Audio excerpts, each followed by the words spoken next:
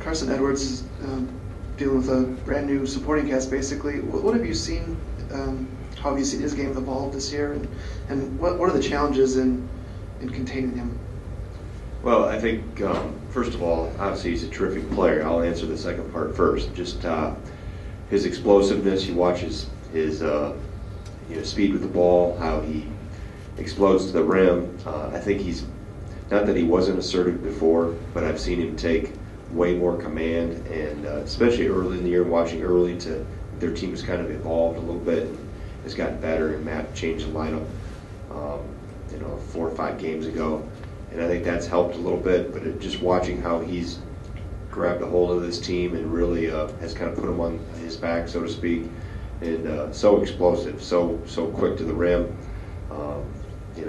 He's creating some offense from his defense, and he's really, as the other group is trying to play catch up, and obviously he's got a lot of young guys and a transfer and some guys that have stepped into roles they didn't have before. He's been able to kind of hold things together as everybody else figures out their roles. Yeah, you mentioned the lineup changes and how they've evolved. What specifically have you seen them doing better of late? I mean, 2 of the victories, Ohio and Belmont, non-conference, but then they look really good against Iowa. Yeah, I think the lineup change has made them more mobile. They went with Boudreau instead of Harms, so it gives them a little more mobility on the perimeter, a little different look in terms of maybe the Purdue teams you've seen in the past that pounded it into Harms or Haas or pounded it into Swanigan 2 years ago. Not that they don't; they still will throw it inside, specifically when Harms comes in. But at times it almost looks like they have 5 guards on the floor, and their mobility. Eford has added a dimension to it. You got to guard, really, for the most part, when Boudreau and Eford are on the floor, you got to guard all 5 at the 3-point line, because all 5 will, the other 3 along with those 2 in the front line will shoot it. So, and I've been impressed too with the Wheeler kid coming off the bench. He is a freshman, really has played well, specifically here in league play. So that's probably the biggest thing that jumps out. It's more moving parts on the floor, and it puts more pressure on your defense. And I think their offensive ascension has helped their defense too. I mean, they've always been a good defensive team, but they've been you look at their numbers analytically and what they've done nationally scoring, they've really been able to score pretty effectively, and I think that's helped what they've done defensively. Yeah. You mentioned that when they have a certain lineup in, they've got 5 guys, you have to defend the 3-point line. Do you feel you have the personnel, as you've worked to have versatile guys positionless ball, to at least be able to contend with them when they go with that? Yeah, I mean, we've worked at it, and that's something we've tried to really help Ethan with, knowing we would see mobile 4s, and that was, he's had some more experience with that now than he did a year ago. But we'll still, we'll look at multiple lineups. We played smaller at the 4 earlier in the year, and we have the flexibility to do that, whether that's with Khalil or Aleem or Brevin, depending on what lineup has to be out there at certain times. And we'll see how the flow. I'll continue to watch more film. I think tonight's game will help in that evaluation too, with them at Michigan State. So, like I said, it's more than just that. I mean, we've obviously got to do a good job with them in transition, and like I said, the multiple 3-point shooters and the pressure that Edwards puts on your defense all the time is something we got to be cognizant of. Reavers has had a couple games where he's had high block numbers, and other games where not so much. Is there a learning curve when you're a shot blocker of when to go for it and when to not, and how is he at that? Yeah, I think there was times we were in the Bahamas when he set the record, and that was one thing we kind of forewarned him about, was be careful now, because they'll try to put you in positions to pick up fouls. Plus, you don't want to try to go block everything that puts you out of position for rebounding. So it's being opportunistic. Some teams will give you more opportunities than others. Sometimes it's where he is in the rotation. Defense, maybe he's away from the rim, he can't get there. So I think just being opportunistic and being wise about when you do and when you don't, and know there's a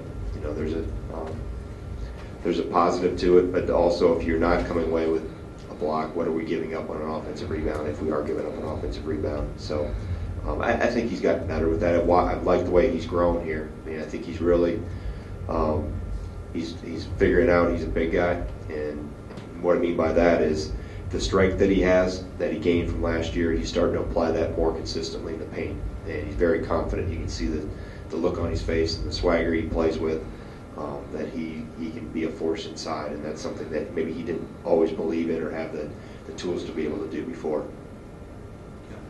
Greg, you really liked what you saw from Aleem Ford preseason. Then he had the knee injury. Then he kind of was coming back a little bit, but lately he hasn't been able to give you, I'm sure, what can you do to help him, and what does he need to do to just be able to contribute something on one end of the court? Yeah, I think the biggest thing is just continue to be aggressive. And that's one thing we've talked with him and Kobe and to some extent Brevin about. Let it rip. Play freely. Don't worry about things. And Aleem has not been the same since the injury. And I haven't seen the same player even in practice. So that's something you just got to continue to work to get back into a rhythm, get some flow going a little bit with him, and knock down some shots and get to the free throw line. He hasn't shot a free throw all year. So it's one thing that we've tried to convince him of. He's got to be more than a three-point shooter and try to find a way to get in the paint, get on the offensive glass, find other ways to maybe invigorate your offensive ability other than just constantly hunting for threes. So we'll keep pushing him, keep putting him in positions where he can hopefully help in that regard and hopefully bust out of it. Just to follow up on Reavers, his rebounding totals aren't high. Weren't high last year. I know he has block out responsibilities, and I know Ethan gobbles up a lot of those rebounds too. Is that a number you feel should be higher, though? Do you feel like he should be getting more? Yeah, I think you look at a number, yes, it should be higher. We want it to be higher, and we talked about that. But again, like you said, when I watch tape, sometimes he's not in the position to be getting the rebound, or Ethan goes and gets it.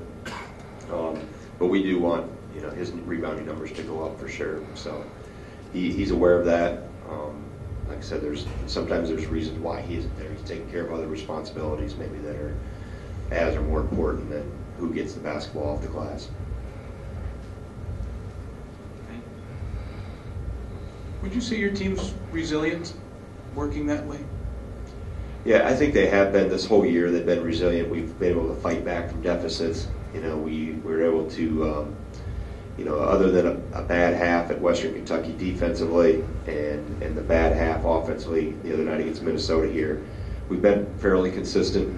For the most part, we've had some ebbs and flows within halves, but the resiliency that they showed the second half, Monday night, or whatever night it was, Thursday night, I'm playing all these odd nights this year with the different networks, Minnesota game, the resiliency they showed that game, I don't know if last year's team would have been able to get back and put ourselves in position with 2 minutes to go to have a 2-point game or have a chance to do something down the stretch. They for as bad as the first half was offensively in terms of not being able to convert and make shots and maybe shot selection, the willingness to continue to fight in the battle defensively that we put forth, I think it exemplifies who we are. And they continue to show that. I thought we were really good defensively at Penn State. So for the most part, like I said, other than maybe a half, this group has understood what their identity is and has played pretty well. And the offense, we always want it to come out of a fire hose, but we know there's going to be times it's not going to be that abundant, and we've got to be able to withstand some of those droughts at times. And they understand that the importance of the defensive end of the floor and how they've taken care of the ball. That shows some resiliency too. I think we're second in the country. I don't know, Patrick, am I right? Third, fourth, third? Can we bounce from day to day based on? I know we're doing a pretty decent job of taking care of the ball, and it could always be better. Yeah, Greg. Ethan has talked at times about rushing in the first half offensively. You've talked about him using more fakes to get balanced. The other night against Penn State, he missed a lot of shots in the first half.